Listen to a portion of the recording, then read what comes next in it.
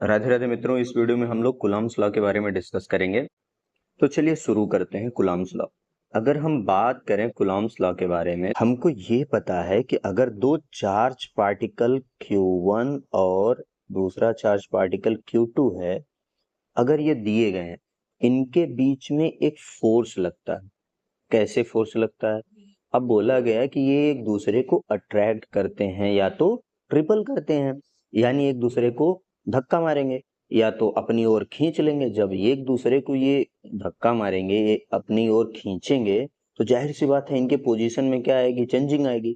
और पोजीशन में जो चेंजिंग लाता है या लाने का प्रयास करता है, वह जो कारण होता है उसको हम फोर्स बोलते हैं। क्या बोलते हैं? उसे हम फोर्स बोलते हैं। तो कूलम्ब्स ने क्या किया? इसी पार्टिकुलर फोर्स की वैल्यू निकालने का प्रयास किया। उन्होंने ये देखा कि भैया ये जो दो चार्जेस हैं Q1 और Q2, इनको अगर हम कुछ पार्टिकुलर डिस्टेंस पे रख दें तो इनके बीच में क्या फोर्स आएगा। अब ये प्रॉपरली प्योरली एक्सपेरिमेंटल लॉ है, ठीक। अब कूलम्ब्स ने ये पाया कि इन दोनों चार्जेस के बीच में जो फोर्स लगता है, वो इन दोनों चार्जेस के मैग्नीट्यूड के प्रोडक्ट के डायरेक्टली प्रोपोर्शनल होता है। यानी जितना चार्जेस के वैल्यू होंगी, जितना इनकी अमाउंट ऑफ चार्ज होगा इन दोनों पे, उतना ज्यादा फोर्स आएगा। और उन्होंने एक चीज ये पाया इस पार्टिकुलर एक्सपेरिमेंट में कि जो चार्ज के बीच की जो डिस्टेंस दी हुई है R, जो इन पे लगने वाले ये फोर्सेस हैं, ये इस डिस्टेंस के स्क्वायर के इनवर्सली प्रोपोर्शनल है। ये पार्टिकुलर एक्सपेरिमेंट किया गया, ठीक। तो अगर हम कूलम्ब्स लॉ का स्टेटमेंट लिखना चाहें कि भैया ये स्टेटमेंट इसका होगा क्या, तो सिंपल हम यहां से बोल सकते हैं अकॉर्डिंग टू कूलम्ब्स लॉ। आप लोग पूरा लिख लेना, हम थोड़ा शॉर्ट में लिख दे रहे हैं। According to Coulomb's law, two charges attract or two charges attract or repel to each other by a force which is directly proportional to product of magnitude of charges and inversely proportional to square of distance between the charges। ठीक है ना? ये इसका statement है, आप भी मेरे साथ लिखते चलिए। तो इन्होंने बोला कि भैया जो इन पे फोर्स लगेंगे, अब आप देख रहे हैं, आप तो कहेंगे इन पे फोर्स अलग अलग लग रहे हैं। हाँ, ये फोर्सेस जो हैं, ठीक है, डायरेक्शन तो अलग है इनकी, ठीक ना।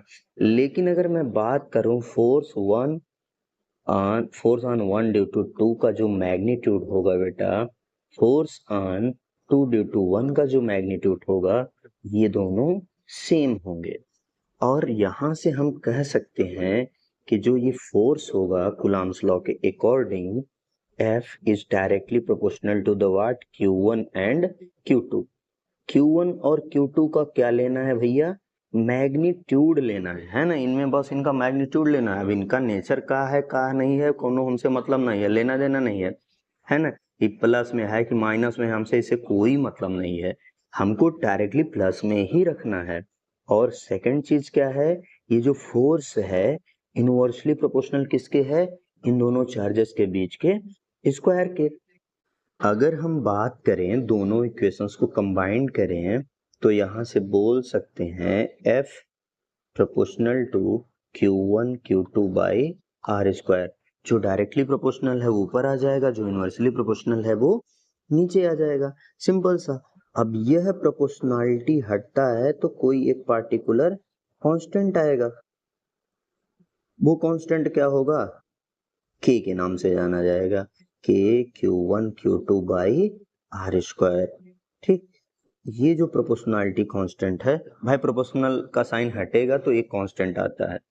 K आपका जो है वह क्या है, प्रोपोर्शनैलिटी कांस्टेंट है ना। के की वैल्यू जो होती है 1/4 पाई एप्सिलॉन नॉट ली जाती है। तो कुछ किताबों में ये formula 1/4 pi epsilon naught Q1 Q2 by R square के टर्म में भी लिखा जाता है। ठीक, तो चाहे जो आप लिखें दोनों फार्मूले सही हैं, ये भी सही है, ये भी सही है। कैलकुलेशन पर्पस के लिए ये वाला ज़्यादातर यूज किया जाता है, क्योंकि जो के की वैल्यू होती है magnitude wise 9 × 10⁻⁹ newton metre square पर कूलम स्क्वायर होती है। अब यहाँ एक टर्म आया है एप्सिलॉन नॉट, ये क्या होता है, परमिटिविटी ऑफ फ्री स्पेस। इसको भी हम डिटेल में डिस्कस करेंगे सबको। तो ये आपका प्रॉपर रहा कूलम्स लॉ के बारे में। अब हम के बारे में डिस्कस कर लेते हैं। के को बोला, के जो होता है यहाँ पे, के को इलेक्ट्रोस्टैटिक फोर्स कांस्टेंट के नाम से भी जाना जाता है इसे, या कांस्टेंट ऑफ प्रोपोर्शनैलिटी के नाम पे जाना जाता है। अब ये जो होता है आपका, ये मीडियम पे डिपेंड करता है। किस बात पे डिपेंड करता है, मीडियम पे डिपेंड करता है कि पार्टिकुलर मीडियम में क्या होगा। अब किस मीडियम पे डिपेंड करता है भैया, ये जो Q1 Q2 आपके चार्जेस हैं, ये जिस मीडियम में रखे हुए हैं। ठीक है, अगर हम बात करें इसकी एसआई यूनिट क्या होगी, तो जो इसकी एसआई यूनिट होती है वो होगी न्यूटन मीटर स्क्वायर पर कूलम स्क्वायर। और इसकी जो वैल्यू होती है कैलकुलेट करने के बाद जो आती है, K = 9 × 10⁹ न्यूटन मीटर स्क्वायर पर कूलम स्क्वायर। हमको ये चीजें इसके बारे में आना चाहिए। और नेक्स्ट हम लोग डिस्कस करते हैं permittivity of free space. Okay, हम लोग अब परमिटिविटी के बारे में देख लेते हैं। तो परमिटिविटी क्या होती है, basically this is the property of medium. This is the property of medium which determine force between two charges, है ना। ये मीडियम की प्रॉपर्टी है जो कि बेसिकली ये डिफाइन करेगी किसी पार्टिकुलर मीडियम में कितना फोर्स लगेगा। जाहिर सी बात है, अगर कोई अगर हमारे Q1 Q2 फ्री स्पेस में है, कहाँ है, फ्री स्पेस में है, एयर में है, तब इनमें अलग फोर्स लगेगा। यही मान लिया Q1 और Q2 हमारा किसी पार्टिकुलर मीडियम में रखा हुआ है ना।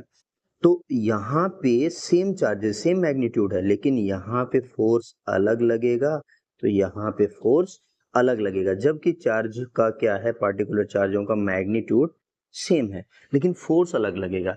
तो वो कौन डिसाइड करती है, तो परमिटिविटी आपकी एक प्रॉपर्टी है जो कि ये डिसाइड करेगी कि किसी पार्टिकुलर दो चार्जेस के बीच में कितना फोर्स लगेगा। और किसकी प्रॉपर्टी होती है, ये मीडियम की प्रॉपर्टी होती है।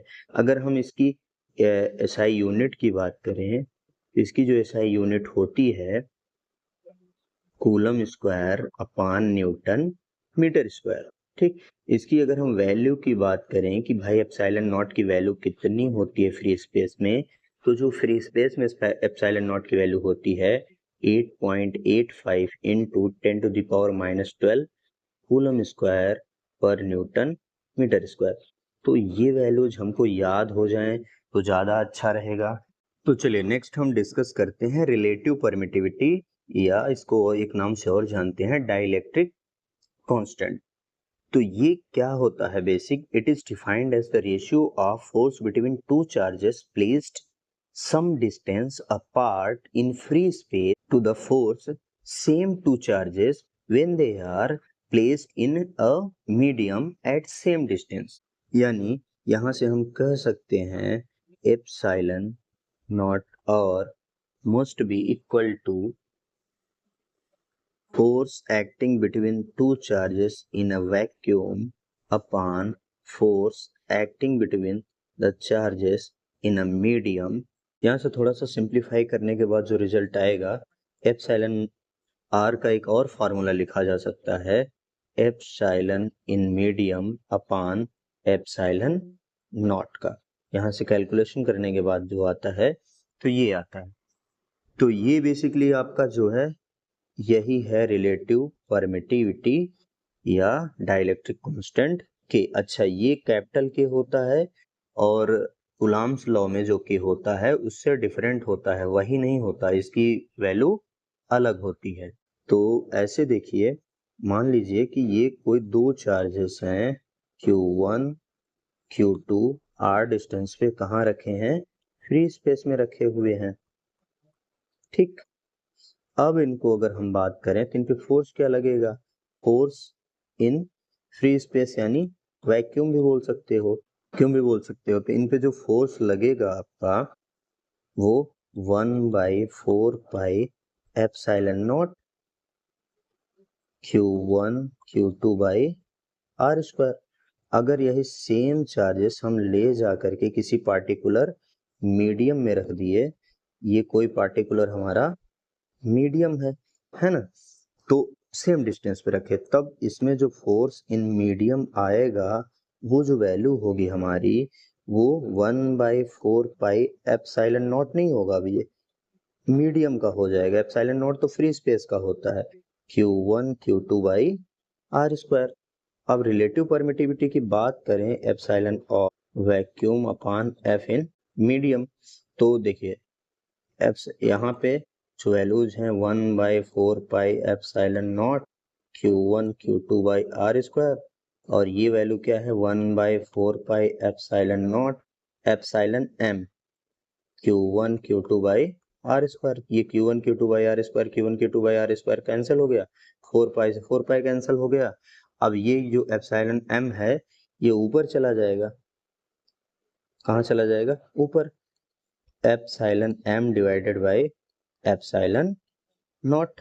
अरे सिंपल सा, ये देखिए 1 अपॉन ये है तो ये सबसे ऊपर चला जाएगा। ठीक, तो ये इसका फॉर्मेट आता है। तो ये हमको डाइलेक्ट्रिक कांस्टेंट की वैल्यू याद होनी चाहिए। चलिए, कूलम्ब्स लॉ से रिलेटेड कुछ इंपॉर्टेंट पॉइंट्स हम लोग देख लेते हैं। ठीक, सबसे पहला पॉइंट जो है तो कूलम्ब्स लॉ भैया एक्सपेरिमेंटल रिजल्ट है ना, तो इसको थ्योरेटिकली हम स्टेबलाइज नहीं कर सकते। दूसरा ये है it is applicable for point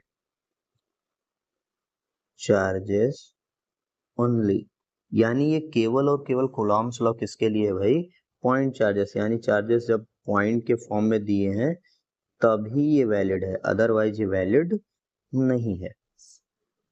तीसरा जो इंपॉर्टेंट पॉइंट है, it is a central force.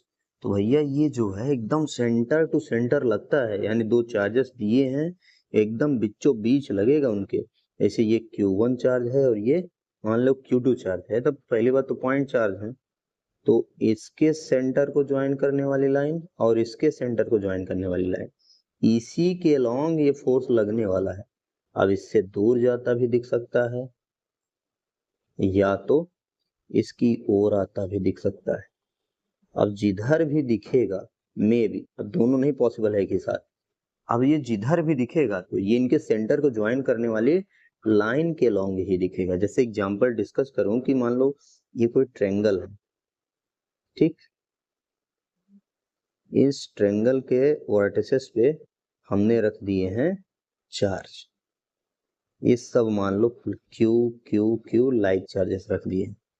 तो जब इनके ट्रायंगल पे हमने ये चार्ज रख दिया तो अब बताना है कि ये जो पहला चार्ज है ये दूसरा है और ये तीसरा है। तो पहला हम तीसरे चार्ज पे देखते हैं, तो पहला चार्ज तीसरे चार्ज पे फोर्स कैसे लगाएगा, तो इन दोनों चार्ज को ज्वाइन करने वाली लाइन कौन सी है, ये लाइन है, तो इसी के अलोंग क्या करेगा, ये इसको रिपल कर देगा। क्या कर देगा, रिपल कर देगा। हाँ, और किसी पे लगेगा कि नहीं लगे वो बात की बात है, लगेगा। अब दूसरा वाला कैसे लगाएगा, दूसरा वाला जो फोर्स लगाएगा कुछ ऐसे, यानी इन दोनों दूसरा और तीसरा को ज्वाइन करने वाली जो लाइन है इसी के अलोंग ऐसे पार्टिकुलर फोर्स लगाता चला जाएगा।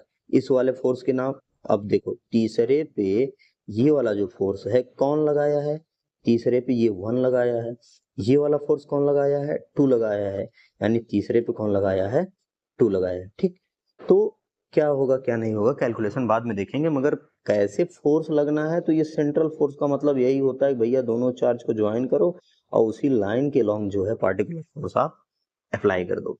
ये है, ये इंपॉर्टेंट पॉइंट है भाई, ये 3 पॉइंट तो याद ही होने चाहिए, और भी सारे पॉइंट्स हैं तो बाद में सब डिस्कस करेंगे।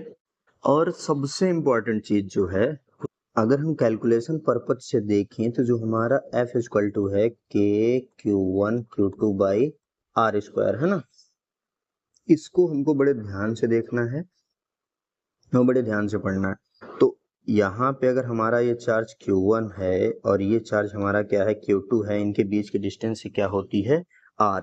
तो ये याद रखना है कि भाई साहब जो ये हमारा R है ये क्या है, डिस्टेंस बिटवीन द चार्जेस, यानी जो R लेंगे चार्ज के बीच की डिस्टेंस है। Q1 Q2 क्या है, magnitude of the charges, magnitude of the charges. Magnitude का मतलब क्या है कि इन्हें केवल प्लस पॉजिटिव साइन के साथ ही लिखना है, ठीक ना। ये बात याद होनी चाहिए आपको कि जो ये चार्ज है इनको केवल प्लस साइन के साथ ही लिखना है, माइनस के साथ नहीं, भले माइनस में दिया है फिर भी प्लस के साथ लिखना है। के जो आपका है उसको भी याद रखें, के क्या है, कांस्टेंट है भाई, इसकी वैल्यू हमको याद होनी चाहिए, फिक्स होती है 9 इंटू 10⁹ न्यूटन मीटर स्क्वायर पर कूलम स्क्वायर। ठीक, तो कैलकुलेशन पर्पस के लिए ये पॉइंट आपको बहुत ज्यादा इंपॉर्टेंट है, याद रखिए।